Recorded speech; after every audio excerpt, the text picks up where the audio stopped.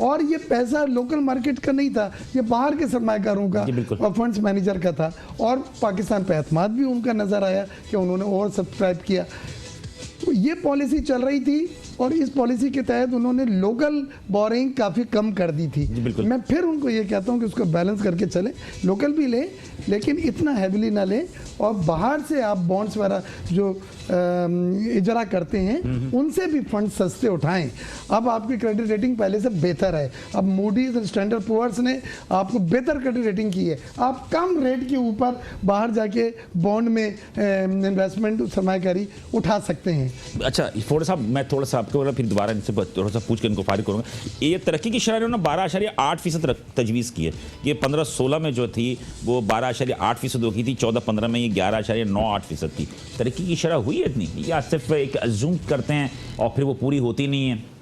ये आपका कहना सही है, इनका अजम्पशन था जो कि पिछले साल का जो फिगर है वो अभी भी इनको अचीव नहीं हुआ। कहाँ हुआ अचीव? नहीं हुआ ना, मैं ये अर्ज कर रहा हूँ, अचीव नहीं हुआ। जब आप पिछले साल के टारगेट को अचीव नहीं कर सके तो अब आप 12+ कैसे ले जाएंगे? कैसे ले जाएंगे? तो वही अभी सागदार साहब हैं, अब उन्होंने कह दिया, अब हम तो हमसे बड़े हैं, हम इज्जत में चुप हो जाएं वैसे, और क्या कह सकते हैं। इस चैनल पे आपको चुप होने के लिए नहीं बुलाया है, आप बोले आपकी मायराना राय आप बताएं कैसे लेंगे? कहने का मतलब ये है कि व्यूअर्स को मिलनी चाहिए, देखें लॉजिक होनी चाहिए।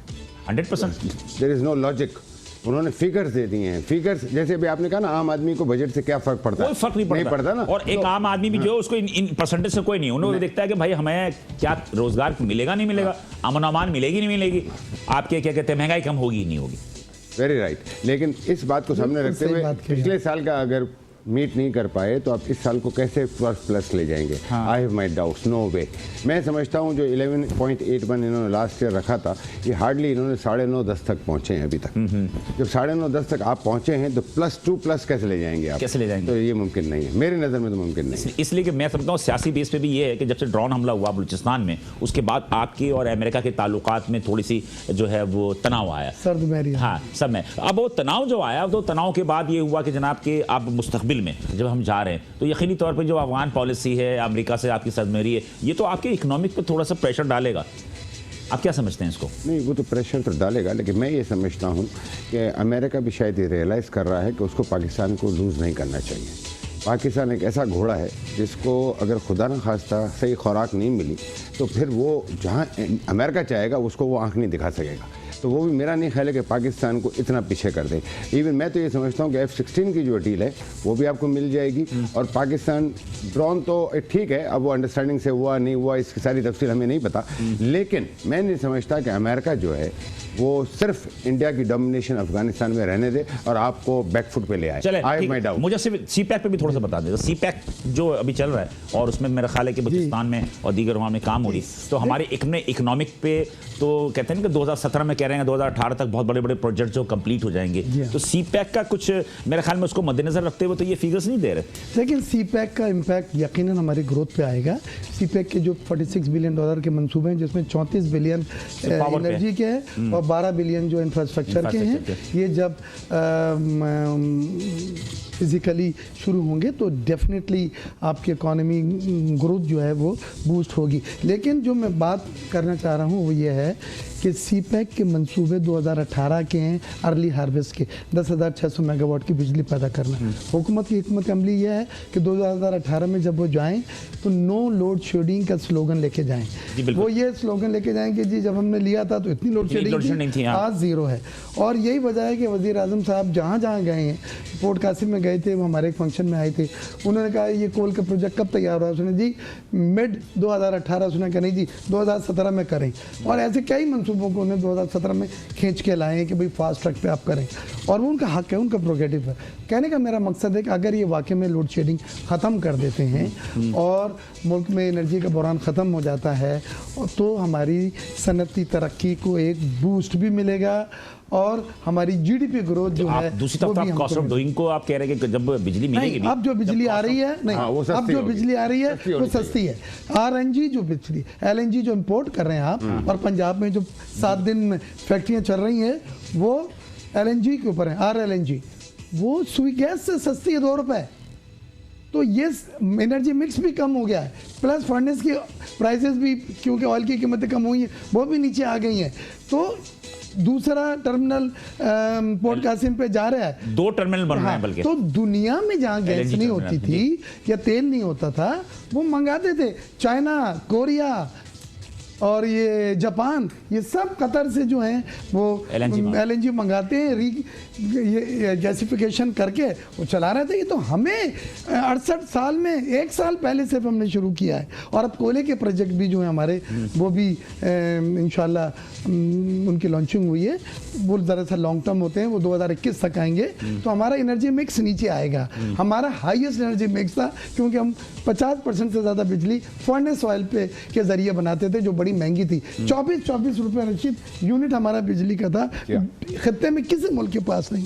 तो ये सब डिस्पैरिटीज थी, लेकिन मुझे नज़र आ रहा है कि अब जब LNG की इंपोर्ट करने के बाद ये गैस जो ग्रिड में आई है और पंजाब में गई है, फैक्ट्रीज वाले बहुत खुश हैं, सब हमारे कुलीग के साथी हैं। इसलिए अभी उन्होंने कहा कि 2016 में जो है 14-15 के मुकाबले में 12% जो बिजली की जो अपनी पैदावार है वो इजाफा हुआ है। इसका मतलब ये है कि आपके यहाँ जो है 2018 तक अगर 100% लोड शेडिंग खत्म नहीं होती, तो मैं ख्याल में 80% भी खत्म हो जाए तो बहुत बड़ी बात है। बड़ी बेहतरी आएगी और हमारी GDP ग्रोथ भी ये बूस्ट करेगा, हमारी जॉब क्रिएशन भी होगी, और साथ ही साथ जो सबसे चीज़ अच्छी है, एनर्जी मिक्स की कीमत कम होने की वजह से अफोर्डेबल एनर्जी आपको वारे में आएगी।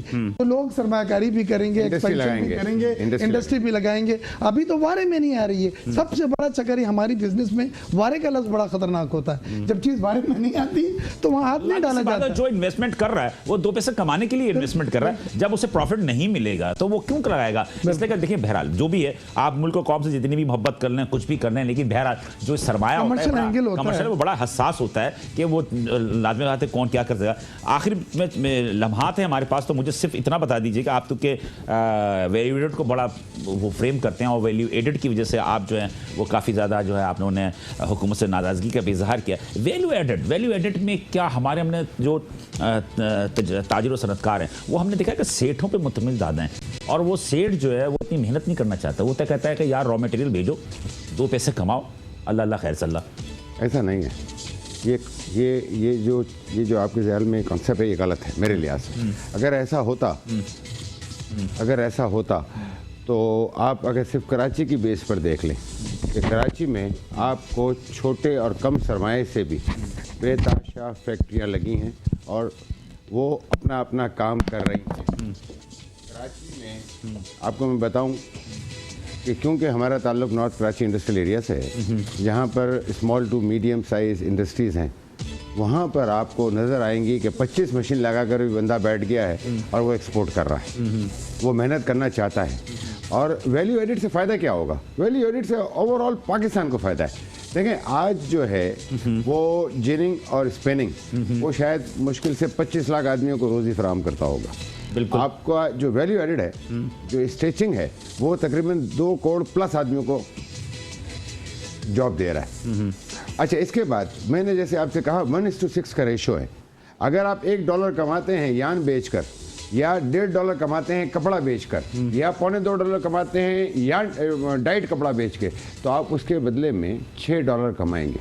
अच्छा, उस $6 की जो साइकिल है, उसमें आपकी जो जॉब की जो अपॉर्चुनिटीज़ हैं, वो सिर्फ स्टिचिंग पे नहीं निकलती है। सिर्फ वो स्टिचिंग पे नहीं निकलती, वो कार्टून वाले की रिक्वायरमेंट भी बढ़ जाएगी, पॉली बैग वाले की भी बढ़ जाएगी, जिप वाले की भी बढ़ जाएगी, हैंगर वाले की बढ़ जाएगी, बटन वाले की बढ़ जाएगी, राइट।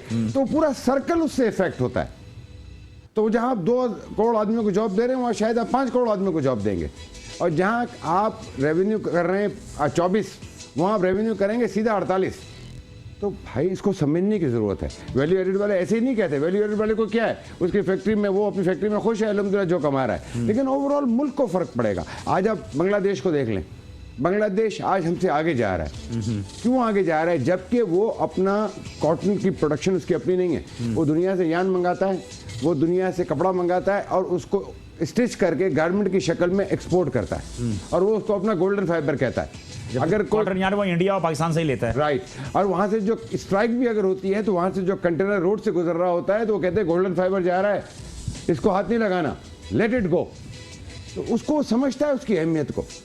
अब वहाँ पर इन्होंने एक पॉलिसी इस तरह कर दी है कि अगर आप स्पिनिंग लगाएंगे तो आपको इतना परसेंट हम देंगे, आप वीविंग लगाएंगे तो हम आपको इतना परसेंट देंगे, आप निटिंग लगाएंगे तो वो आप इंटरेस्ट को जनरेट कर रहा है लोगों की, ताकि यहाँ पर लोग सरमायाकारी करें और ज़्यादा से ज़्यादा जो है वो अपनी टेक्सटाइल को ग्रो करें। अब आपको जैसे मैं बता रहा था कि पिछले साल 8% बांग्लादेश ने अपने एक्सपोर्ट को बढ़ाया है। तो कैसे बढ़ाया है? अपने यूटिलिटीज बिल को डाउन करके, कॉस्ट ऑफ डूइंग को कम करके, डूइंग को डाउन करके और फाइनेंशियल क्रंच ना पैदा करके और मैक्सिमम लोगों को सब्सिडाइज करके। वैसे बैक टू बैक एलसी की फैसिलिटीज आपके यहाँ नहीं है, बांग्लादेश में है जी। लेकिन मुझे ये बता देंगे कि क्या आप समझते हैं कि जो इक़्तिसादी सर्वे जो आज गुलाम इसहाक डार साहब ने जो दिया और इसके अलावा जो कल मुतवक्के है बजट जो 16-17, आप समझते हैं कि क्या कि जो 16-17 का जो बजट आ रहा है ये क्या ताजिर दोस्त होगा, अवाम दोस्त होगा? लेकिन अनफॉर्चुनेटली जब नवाज शरीफ साहब को के मुतालिक ख्याल यही है कि वो खुद कारोबारी आदमी हैं, तो बिज़नेस फ्रेंडली बजट होना चाहिए, लेकिन आज तक वो शायद इसमें कामयाब नहीं हुए। लेकिन मैं एक बात की मुबारकबाद ज़रूर देता हूँ कि इस दफ़ा इन्होंने फाइनली एक डेलीगेशन बुलाया बिजनेसमैन का, जो 4 दिन पहले उनसे मिला, और उम्मीद ये की जाती है, जैसे उन्होंने अभी अपनी तकरीर में उसका जिक्र किया, कि 0 रेट कर देंगे एक्सपोर्ट ओरिएंटेड इंडस्ट्री के लिए GST को, जो कि मैं समझता हूँ बहुत अच्छा कदम होगा, जिससे ये करते कि GST लेते हैं और फिर वापस दे देते हैं, तो फ़ायदा क्या होता है? उसमें जो ब्यूरोक्रेसी है वो फ़ायदा उठाती है, क्योंकि वो करप्शन करती है। तो फिर ओवरऑल तो हमारा पैसा फंसता है और हमें अपना पैसा लेने के लिए पैसा देना पड़ता है। और एक्सपोर्ट डेवलपमेंट फंड कहाँ गया? वो तो बहुत सारे development fund, export development fund है, वो फंड कहाँ गया? वो फंड तो मैं समझता हूँ कि वो फ्रीज होकर पड़ा हुआ है और उसको इस्तेमाल नहीं किया जा रहा। कितने बिलियन है? मुझे इसका मेरा ख्याल है कोई 7 या 8 अरब के करीब है। तो वो फ्रीज होकर पड़ा हुआ है, फ्रीज होकर पड़ा हुआ है, जो कि उसको यूटिलाइज करना चाहिए उनको। और मजे की बात है, स्थायी सर्वे में उन्होंने एक्सपोर्ट डेवलपमेंट फंड की तस्करा नहीं किया। शायद हो सकता है कि कल बजट में वो इसका तस्करा करें, लेकिन मेरा ख्याल है कि आई थिंक सो कि उस एक्सपोर्ट डेवलपमेंट फंड से उन्होंने, मैंने सुना है कि बहुत सारे दीगर इमदादी कामों पे खर्च हो रहे हैं, दूसरी जगह खर्च हो रहे हैं। तो आप लोग एहतजाज वगैरह नहीं करते? इंपोर्ट और एक्सपोर्ट पॉलिसी जब आएगी ना, शायद उसमें उसका जिक्र आए। मेरे ख्याल में वफाकी बजट में भी उसका तस्करा करेंगे, लास्ट ईयर उन्होंने किया था, वरना हो सकता है अगर इसमें आप लोग उसकी तरफ तवज्जो नहीं देते कि एक्सपोर्ट डेवलपमेंट फंड? वहाँ हमने शायद उस तरफ इतना तवज्जो नहीं दी, वहाँ पर हमारी लैकिंग है। आप सही कह रहे हैं, उस बात को मैं आपकी मानता हूँ। आप अपने रिफंड को तो देख रहे हो, तो वो भी तो आपका ही पैसा है ना? वो भी हमारा ही पैसा है, और वो जहाँ लगना चाहिए वो लग नहीं रहा। बिल्कुल सही कह रहे हैं। एक्सपोर्ट डेवलपमेंट फंड, अब एक्सपोर्ट ही नीचे आ रही है, तो वो डेवलपमेंट फंड कहाँ गया? डेवलपमेंट फंड को यूज होना चाहिए, बिल्कुल यूज होना चाहिए। आप ये समझते हैं ना बेहतर? दूसरी बात ये कि रशीद फोडरवाला साहब के, मुझे सब इतना थोड़ा सा आपकी महाराना राय से मैं बताया कि हुकूमत जो इतनी दावे कर रही है कि टारगेटेड्स दे रही है, सारा कुछ कर रही है, और उनका कहना यही है कि एफबीआर ने कहते हैं ये हैं कि 1973 10 महीने की ये फिगर है 14-15 में, कि 1973 अरब रुपए उन्होंने जमा किए थे। 1973 अरब मौजूदा वर्ष यानी कि 15-16 में 10 महीने में उन्होंने 2346 अरब रुपए अब तक जमा कर लिए। आप ये कह रहे हैं कि एफबीआर, जो कि एक बहुत ही ज़्यादा कंट्रोवर्सी भी हो गई है, आप ताजिर हज़रात जो एफबीआर की जुल्म ज़्यादती के खिलाफ काफ़ी आवाज़ें भी उठाते हैं, तो इस वक्त क्या सूरत हाल है? लेकिन जहाँ तक एक्सपोर्ट का ताल्लुक है ना, तो एक्सपोर्ट में तो हमारे साथ ये होता है कि हमें एफबीआर का सामना नहीं करना पड़ता, क्योंकि हमारा 1% टैक्स, इनकम टैक्स, वो जो है बैंक से कट के हमें पैसे मिलते हैं। जितनी भी हमारी जो रेमिटेंसेस आती है ना, तो वो पैसे हमारे विदऑल टैक्स के नाम से कट जाते हैं, और वो हमें डायरेक्ट उसके बाद नेट मिलता है, इर्रिस्पेक्टिव हम नफा करें नुकसान करें, तो हमें एफबीआर से नहीं। लेकिन मैं आपको ये कहूँ कि गवर्नमेंट को जो है ना, गवर्नमेंट को अपने उसको बढ़ाना चाहिए, नेटवर्क को। इनकम टैक्स के लिए बहुत सारी जगहें हैं जहाँ पर आप एग्रीकल्चर से पर आपने कोई टैक्स नहीं है, आपको स्टेट जो है उस पर आपको कोई, रियल इस्टेट उस पर आपका सही माने में कोई टैक्स नहीं है।